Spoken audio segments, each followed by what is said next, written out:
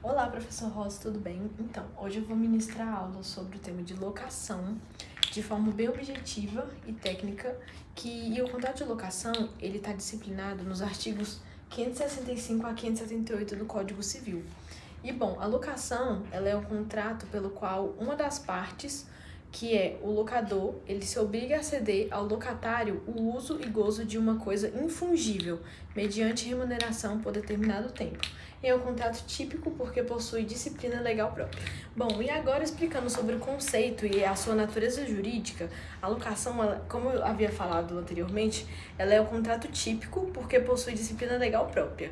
E ela pode ser consensual, quando ela se forma pelo simples acordo de vontades, pode ser onerosa, quando ela envolve contraprestações recíprocas, pode ser comutativa, já que as vantagens, elas são previamente conhecidas e têm natureza obrigacional. E não transmitindo propriedade, mas apenas o uso da coisa. Bom, e agora, falando sobre as partes da locação, nós vamos ter o locador, que é o proprietário, que aluga o seu bem. Nós vamos ter o locatário, que é o inquilino, que é quem usufrui, e o prazo, que pode ser determinado ou indeterminado. E sobre a sua classificação doutrinária, do ponto de vista prático, a locação ela pode ser de coisa, de serviço ou de obra. A de coisa, ela é a forma que ela é tratada no Código Civil. Ela pode ser de serviços, e de obra, hoje, ela majoritariamente, ela foi absorvida pelo contrato de empreitada. E na locação de coisas, distingue-se ainda a locação residencial, comercial e de bens móveis. E essa classificação é útil porque cada modalidade ela apresenta riscos e exigências diferentes, especialmente quanto à conservação da coisa e à forma de reajuste do aluguel. Bom, e agora falando sobre os elementos essenciais e acidentais, como qualquer outro contrato, a locação, você deve se observar os requisitos que estão presentes no artigo 104 do Código Civil. E são eles: ser agente capaz, objeto lícito e possível, e forma prescrita ou não, defesa em lei. E também são essenciais à locação o preço, que é o aluguel, e a individualização da coisa. E entre os elementos acidentais, a gente pode se incluir termo, condição, encargo, além das cláusulas específicas como garantia, multa, direito de preferência e os reajustes. Um fato muito importante também que a gente se deve lembrar são as benfeitorias, que são 3: as necessárias, as úteis e as voluntárias. As benfeitorias necessárias são aquelas onde preserva o bem e pode ter direito à retenção e indenização. As benfeitorias úteis, ela é para melhorar o uso, e então elas só são indenizadas com autorização do locador. E as voluntárias, ela é para embelezar, não gera indenização. Como, por exemplo, quero trocar o piso porque eu achei mais bonito, nada demais. E falando sobre os efeitos obrigacionais, o locador ele deve entregar a coisa em estado de uso, garantir o uso pacífico e realizar os reparos necessários, que estão presentes nos artigos 566 e 567.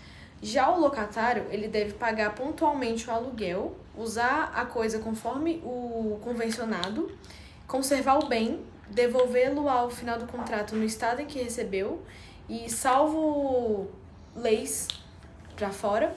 E a locação, ela não transfere posse plena, mas apenas posse direta, permanecendo o locador com a posse indireta. Bom, falando agora, uma parte muito importante, que são sobre os riscos contratuais e as cláusulas protetivas.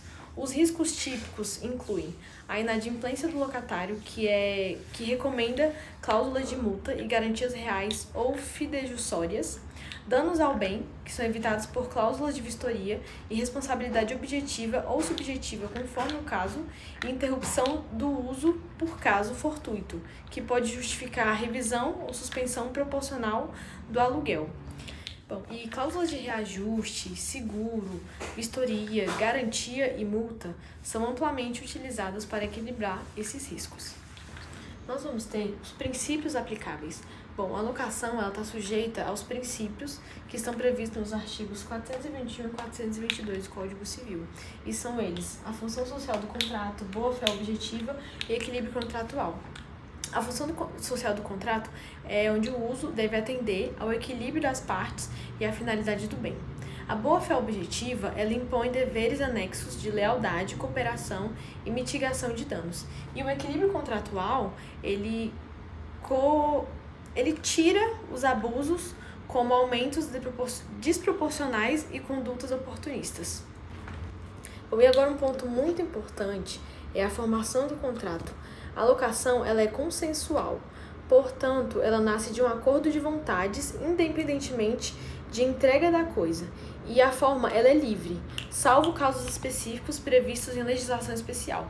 E é recomendável instrumento escrito para segurança jurídica, contendo objeto, valor, prazo e garantias. Um ponto muito importante também é a extinção. Quando que o contrato ele vai se extinguir?